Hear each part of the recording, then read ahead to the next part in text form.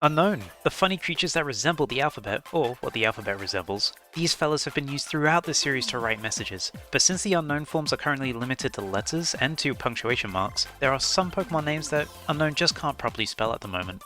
Well, where to start? Porygon 2. Yeah, it's got a number in its name, it's quirky like that. You could write Porygon 2 as in the word, but that's just wrong. Or you could use a Z instead of a 2, but that's a completely different Pokemon altogether. And don't get me started on Roman numerals. I think we're just gonna make the number 2. Yeah, there we go, that's good. But you just can't add one number, that'd be weird, we gotta add the whole lot.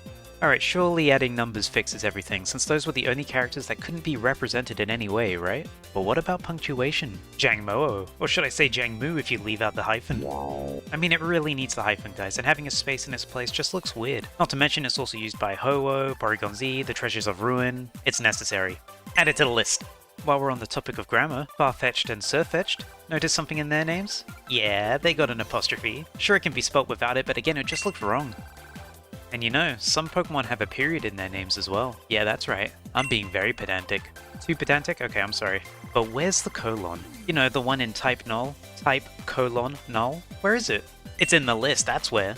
Okay. Is that it now? Nope, Nidoran. Yeah, that's right, we gotta add their gender symbols to the end of their names as well. Add it to the list.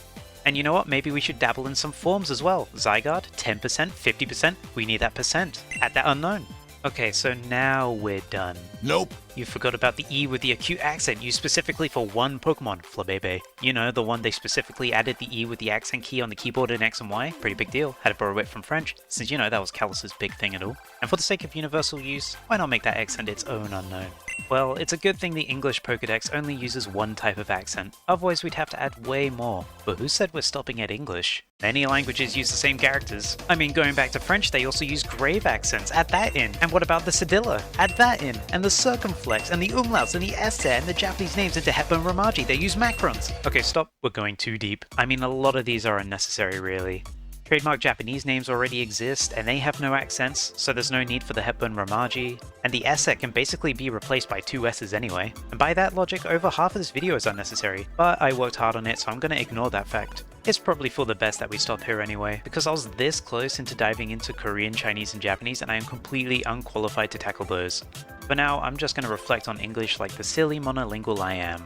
But to answer the question in the title, for the English language we need 17 new unknown to spell all Pokemon correctly, 18 if we want to cover all forms. Pokemon has added new unknown forms in the past, with the exclamation mark and the question mark being added a whole generation after the originals. So who knows, maybe one of these is the next. Which one would you hope for most? It's percent, right? Yeah, you like percent.